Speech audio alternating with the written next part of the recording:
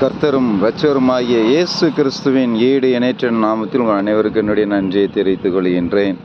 இந்த நாட்கள் நாம் தியானத்திற்கென்று எடுத்துக்கொண்ட வேத பகுதி ஏசாயா தீர்க்கதரிசி எழுதின புஸ்தகம் 63ஆம் அதிகாரம் 4-5 வசனங்கள்.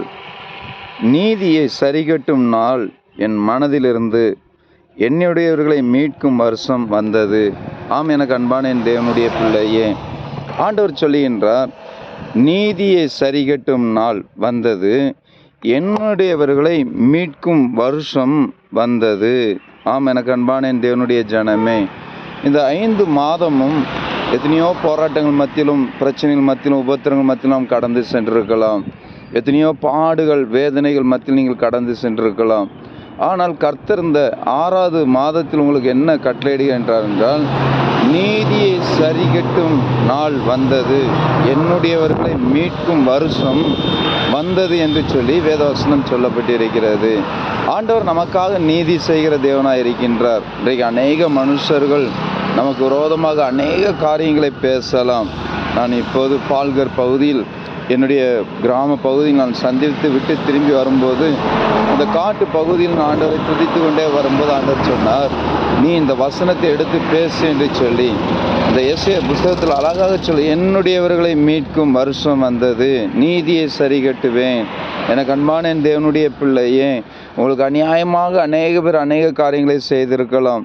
அநேக பேர் அநியாயமான காரியத்தை செய்து அநேக அநியாயமான கிரியைகளை உங்களுக்கு விரோதமாக செய்திருக்கலாம்.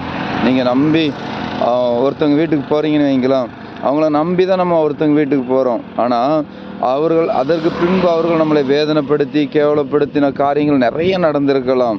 உங்களுடைய உறவினர்களாக இருக்கலாம், தெரிந்தவர்களாக இருக்கலாம், நண்பர்களாக இருக்கலாம். என் அன்பு தேவனுடைய பிள்ளையே, வேத வசனம் சொல்லப்பட்டிருக்கிறது, இப்படிப்பட்ட காரியத்தில் ஆண்டவர் உங்களுக்கு நீதியை செய்வேன் என்று சொல்லுகின்றார்.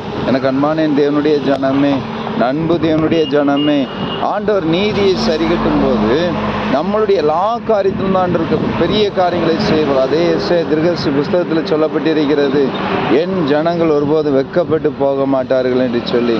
ஆம், எனக்கு அன்பான என் தேவனுடைய ஜனமே, ஆண்டவர் நீதி செய்யும் போது எல்லா காரியத்திலும் தேவன் நமக்கு வேண்டிய எல்லாவதிலும் செய்வார். இந்த வருடம் அப்படிப்பட்ட ஒரு வருடம். நீங்கள் விசுவாசிங்க, ஆண்டவர் நமக்கு நீதி செய்வார். வருகிற மாதத்திலிருந்து ஆண்டவர் நமக்கு நீதி செய்வார். ஒருபோதும் சோர்வடையாதீங்க. நம்ம ஜெபிப்போமா? எங்களை நேசிக்கிற நல்ல தந்தை, இந்த நாட்களுக்காக நன்றி செலுத்துகின்றேன். பலத்தினாலும் அல்ல, பராக்கிரமத்தினாலும் அல்ல, எங்களுக்கு நீர் நீதி செய்வீராக. உம்முடைய பரிசுத்த ஆவியானவருடைய பலத்தினாலும் கிருபையினாலும் நீர் நீதி செய்து உம்முடைய நாமத்தை மகிமைப்படுத்தும். எங்களுக்கு விரோதமாக இருக்கிற அநியாயத்தின் கிரியைகள், எங்களுக்கு விரோதமாக இருக்கிற எல்லா பொல்லாத மனுஷருடைய வார்த்தைகள் நீர் நீதி செய்யும். நீர் உம்முடைய வார்த்தையை நினைகூறும். உம்முடைய வார்த்தையில் ஜீவன் உண்டு ஆண்டவரே. இந்த வார்த்தையில் ஜீவன் உண்டு என்று விசுவாசிக்கின்றோம். நீர் எங்களுக்கு கிரியை செய்யும், வழி நடத்தும். இயேசு கிறிஸ்துவின் நாமத்தில் நல்ல பிதாவே, ஆமென். God bless you. கர்த்தர் உங்களுக்கு நீதி செய்வார். நிச்சயமாக கர்த்தர் பெரிய காரியங்களை செய்வார். சந்தோஷமா இருங்க.